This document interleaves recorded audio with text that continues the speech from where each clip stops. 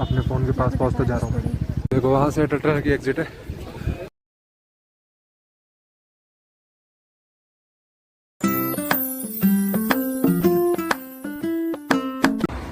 Guys हमने bike वगैरह ले लिए। स्क्रैम 411। पिछली बार जब हंटर ली थी तो उसका ABS काम नहीं कर रहा था, तो कई बार मैं फिसलते फिसलते बचा था। मतलब सीधी साफ रोड में फिसल रहा था। बाइक मेरे को अच्छे से चलानी आती है, वैसे नहीं है कि मुझे बाइक चलानी नहीं आती, लेकिन फिसल रहा था। तो इसलिए मैंने सेम उसी दुकान पर आया हूँ मैं। ये सही रेट दे देते हैं यहाँ पे, कम रेट।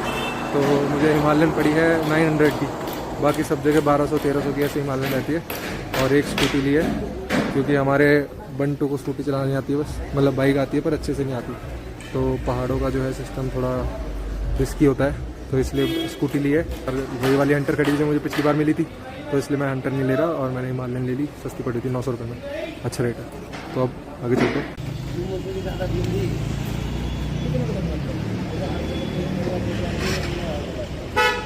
हर बार जाएगा ना कहाँ? गाँव में, हाँ अलग से साबुन चलेगा। हाँ मैं बोल रहा हूँ मेरे भाई का सब कुछ अलग है भाई, सब कुछ। ना वो हमारे साथ ब्रश रखता, ना वो हमारे साथ टूथपेस्ट रखता है। तो बताऊंगा ना तेरे जैसा हो तू, तो वो तेरे से एक स्टेप ऊपर है ना, वो कपड़ों में तेरे जैसा नहीं है, तेरे से वो है। तेरे पास तो धोने वाला नहीं है कोई, सही बात है। जब नेहा आएगी तब क्या होगा? नेहा की लगेगी नहीं। मैं व्लॉग में कह रहा हूँ, ये वीडियो में रिकॉर्डेड है। मेरे भाई को पता है कैसा ट्रॉमा लगा? स्कूल से लगा उसको, जब जैन भारती से कह रहा अब ये बैग नीचे भी जाएगा, ये बैग लोग घर पे भी लेके जाते हैं, ऐसे मेरे बैग को भी होता होगा। कह रहा तू बैग नीचे रखता है, कभी मैं बैग नीचे रखा हुआ, जो हम तो स्कूल क्लास में नीचे रखते थे। तो तब तो तू था नहीं ना ऐसा। तो भाई मेरे को तो भाई कोरोना हुआ जब साथ तो हुआ, बैग गलती से बेड पे रख दिया ना, उस बेड पे सोता नहीं था वो। मेरे मम्मी पापा को अपने बेड पे नहीं बैठने देता था। आजकल तो चल फिरा, अब तो बैठने लग गए कि हाँ बैठने देता है, वरना तो ऐसा जर्मोफोबिक है वो। भाई मैं तू बात था, मैं बैठ तो तुम्हारे साइंस वाले सेक्शन में आती, क्या उन्हें हाथों से खाना नहीं खाता था? मेरे को हुआ कोरोना में। हाँ तो मैं वही तो कह रहा हूँ, तेरे को बाद में लगा ना, उसको तो स्कूल से ट्रॉमा भाई। मैगी कहाँ छोड़ देता मुँह सोते की ही खा जाते थे सीधा हर जगह आकर। वहाँ तो मौका नहीं मिलता था, वॉलीबॉल खेल वहाँ तो सोचता होगा इतने में हाथ धोऊंगा, इतने में तो मैगी का डब्बा भी नहीं मिलेगा। भाई मेरे को हुआ जब कोरोना में हाथ धोने की आदत हुई ना, तो मैं देखता अब नीतीश को भी लग गई होगी थोड़ी बहुत तो आदत तेरे को। अब दोबारा हो गई इसको, अभी बाहर जाके फोन सैनिटाइज करता है। और जब मैं ट्रेनिंग में था ना CISF की, एक सड़ावा से पूरी पेटी गंदा कर देता है। देख मैं इसको बोलता है तू सैनिटाइज करे। हाँ तो कह तो रहो, तेरे को देख देख के हो जाता ना। अब साइड वाला जो करेगा, अब तू उसको 100 बार बोलता है देख इसमें टट्टी लगी होगी, इसमें यहाँ होगा, लोगों ने ऐसा करा होगा, लोगों ने ऐसा करा होगा, तो उसको नहीं खाना खाना, वो भी तो इंसान है। अब तू डराएगा तो उसको होगा ही। मैं तो डराऊंगा, क्यों नहीं डराएगा? मेरे को साफ सफाई का शौक है। क्या बंदा है ये? देखो ये बंदा ऐसा है, पहले फेस वॉश लेगा, उसको बाहर से साबुन से धोएगा, फिर हाथ साबुन से धोएगा, फिर फेस वॉश से मुंह धोएगा, फिर हाथ साबुन से धोएगा, फिर फेस वॉश बाहर से धोएगा और उसके बाद रख देगा और फिर हाथ धोएगा साबुन से। चल तेरी। तो गाइस इस बार हम ड्रोन भी लेके आए हैं, तो ड्रोन उड़ाएंगे। बस इसका फ्लाइट टाइम थोड़ा कम है, 20 से 25 मिनट मिलता है बस। उसके बाद बैटरी चार्ज करनी पड़ती है। इसके साथ वो नहीं है, कौन सा कॉम्बो होता है वो? फ्लाई मोर कॉम्बो नहीं है, सिर्फ ड्रोन है। तो गाइस अभी हम नाश्ता और लंच एक साथ कर रहे हैं। पराठे, दाल मखनी दाल फ्राई, आलू प्याज के पराठे, दाल फ्राई, अचार, ये सब है। और पनीर का पराठा मंगवा के बढ़िया नाश्ता हो रहा है। जब भी मनाली आते हैं हम यहीं खाते हैं। पनीर तो देखो इसमें, पनीर पराठा।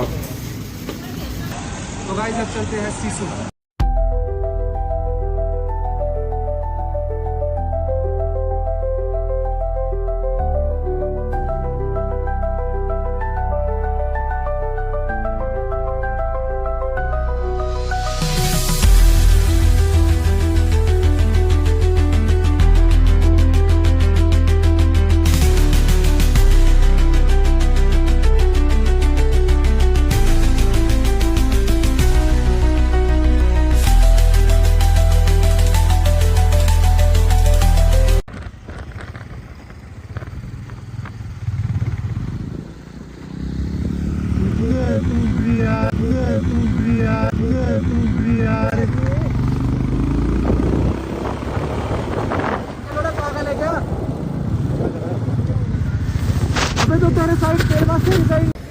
तो गाइस हम अटल टनल पहुंच गए हैं। और अब अटल टनल क्रॉस करेंगे, ये सामने अटल टनल है।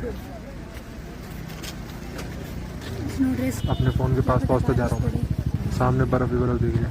तो अब दिखाते हैं अटल टनल के उधर का व्यू।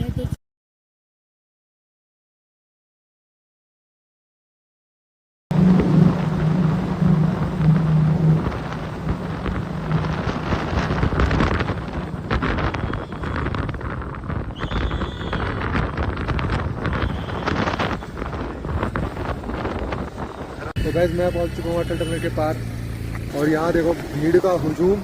उन्होंने वीडियो की ऐसी तैसी कर दी अटल टनल से बाहर निकलते हुए। अब तुम्हें दिखाता हूँ सामने भीड़, जितनी ऊपर तक मैं सोचता था कोई कुछ चढ़ नहीं सकता, वहाँ तक लोग चढ़े हुए बर्फ़ के लिए।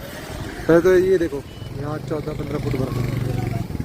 अभी जब मैं पिछली बार आया था तब इतनी ज़्यादा बर्फ़ नहीं गिरी थी, उसके बाद गिरी है बर्फ़ असली। और सामने पहाड़ देखो, ये देखो पूरा पहाड़। तब तो ये पूरा बर्फ़ में ढका हुआ था क्या, लेकिन वो देखो ये देखो कैसे कीड़े मकोड़ों की तरह लोग घूम रहे हैं। और भाई ऊपर तक वहाँ तक जा रहे हैं यार, वो वहाँ तक पागल है लोग भी बर्फ के लिए क्या क्या नहीं करते। और ये देखो ये कैसे कीड़े मकोड़े हैं।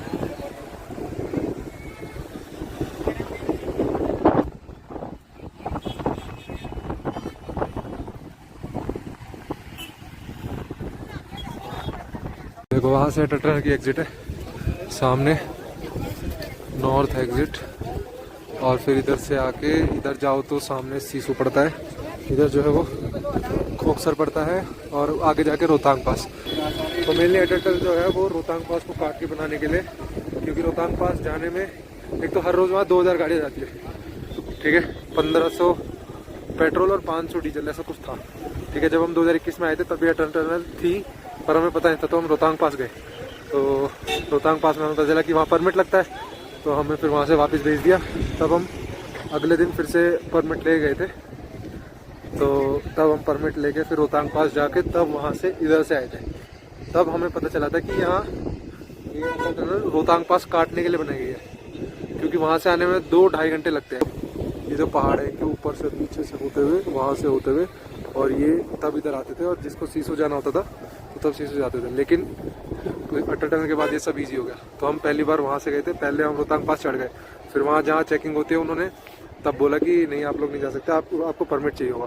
तो फिर हम वापस मनाली गए। हम अगले दिन SDM ऑफिस से परमिट लेके तब दोबारा रोहतांग पास गए थे। तो पहली बार मनाली में वहाँ बर्फ़ दिखी थी हमें, क्योंकि हम जून के टाइम आए थे, तब कहाँ बर्फ़ होती नहीं है। तो तब हम यहाँ से फिर सीसू गए थे 2021 में। मैं 2 महीने पहले ऐसे आया, यहाँ से मैं खोखसर रोड की साइड, इधर पूरी बर्फ़ थी। पुलिस वाले जो है वो सीसू की साइड जाने नहीं दे रहे थे, क्योंकि वहाँ पूरी ब्लैक आइस जमी हुई थी, बाइकों को नहीं जाने दे रहे थे, सिर्फ 4x4 जाने दे रहे थे। तो इन्होंने इधर बोला कि खोखसर रोड साइड जाओ।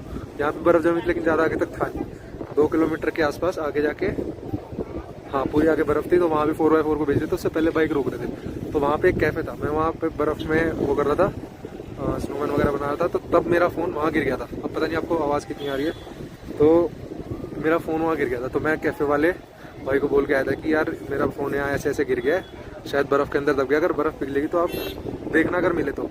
तो उसने कहा था कि भाई 3 महीने तक तो बर्फ़ पिघलेगी नहीं, देख लो। मैं जनवरी में आया था, तो अब क्या है, अब अप्रैल हो गया, 15 अप्रैल, तो इतने महीने बाद बर्फ़ पिघली होगी। तो मैंने तो शुरू में मेरे को उम्मीद थी कि मिल जाएगा कि, और आईफोन मतलब ऐसे चल भी जाते हो, शायद चल जाए, उम्मीद है, पर कुछ कह नहीं सकते। तो मुझे लगा था कि हाँ चल जाएगा, अगर मिल गया तो उम्मीद थी। मैं सोच रहा था नया फ़ोन ना भी लूँ, लेकिन फिर मैंने सोचा ब्लॉगिंग वगैरह करनी है, आपको कोई भरोसा नहीं है, मिले ना मिले, तो उसके लिए मैंने नया फ़ोन ले लिया था। तो 1-1.5 महीने बाद, 1-1.5 महीने मैंने कीपैड वाला फ़ोन चला, क्योंकि मेरे को उसी की उम्मीद थी कि मिल जाएगा। मेरा पूरा डेटा वगैरह, फ़ोटोज़, इतने टाइम की वीडियोज़, और जो मनाली उस टाइम आया था उसमें फ़ोटो वीडियो बनाई थी, वो सारी उसी में थी। तो तब उम्मीद थी, लेकिन फिर उम्मीद छोड़ दिया। तब कल सुबह अचानक फ़ोन आया, किसका, कैफ़े वाले का, कि भाई आप उस दिन बोल के गए थे कि फ़ोन आपका गिर गया था, तो अभी बर्फ़ पिघली है, मैं घूम रहा था, तो तब मेरे को फ़ोन मिला। तो पूछा कौन सा फ़ोन है, मैंने बताया आईफोन वगैरह, iPhone 13। तो उसने कहा कि हाँ वही है, कि आप ले जाओ। तो तब मैंने बोला कि ऑन करने की कोशिश मत करना, क्या पता कि अंदर वो जो पानी वानी हो गया होगा मॉइस्चर से, तो क्या पता शॉर्ट सर्किट हो जाए। तो मैंने उन्हें मना कर दिया था ऑन करने के लिए। तो मैंने कहा आपको दिल्ली कुरियर कर देना, कह रहे हाँ मैं कर दूँगा, मेरा मनाली जाने वाने का खर्चा देना। मैंने कहा ठीक है। तो पहले मैंने सोचा कि कुरियर करेंगे, तो कह रहे कि 3 दिन बाद मनाली जाएंगे। मैंने कहा 3 दिन बाद मनाली जाएंगे, फिर उसके बाद कुरियर करेंगे, 3 दिन वो आने में लगेगा। और पुलिस वालों को अगर बोलता, क्योंकि यहाँ सीसू पुलिस स्टेशन मैंने रिपोर्ट कर दी थी, तो पुलिस वालों को अगर बोलता तो कुछ भरोसा नहीं था वो कब क्या करते, बेचते। तो उसने कहा कि अगर भैया पुलिस में दिलवाओगे तो फिर मेरी कोई जिम्मेदारी नहीं होगी। तो मैंने सोचा कि आ ही जाता हूँ यहाँ खुद ही, फटाफट फ़ोन लेके, और ट्रिप भी हो जाएगी, एक बढ़िया व्लॉग बन जाएगा। क्योंकि मनाली का व्लॉग तो काफ़ी टाइम से बनाने की सोच रहा था मैं, मेरे को अच्छा भी लगता है मनाली रोहतांग पास। अब ले भी जाना है जब अपनी थार आएगी, तो उसके लिए मैंने सोचा कि चलो आ ही जाता हूँ। तो अब जाते हैं उधर की साइड कैफ़े और जाके बात करते हैं भाई। बस मेरा फ़ोन चल जाए यार, चल जाए वो, क्योंकि बहुत दिक्कत है, 2-3 महीने से बर्फ़ में था, पानी वानी क्या करें, बस चल जाए भगवान करे। तो अभी चलते हैं कोकसर की साइड कैफ़े, यही 1 किलोमीटर आगे बस कैफ़े जहाँ फ़ोन है। तो क्या अब देखियो, फ़ोन ना लेने जाऊँ? पैदल चल लेते अरे पैदल नहीं है, 2 किलोमीटर आगे भाई। चलो कुछ नहीं होता, इस ब्लॉग को यहीं एंड करते हैं। अब आगे की स्टोरी आगे वाले ब्लॉग में दिखाऊंगा, अगले ब्लॉग में, जो आज से 2-3 दिन बाद आएगा। तो तब तक आप अटल टनल के बाद वाले व्यूज़ एंजॉय करो, और फिर मैं कैफे जाऊंगा, फिर मैं तुम्हें दिखाऊंगा कि कहाँ क्या हुआ था, कहाँ फ़ोन खोया था, कहाँ मिला है, किसने ढूंढा है, तो ये सब बताता हूँ। तो तब तक के लिए बाय, मिलते हैं नेक्स्ट ब्लॉग में।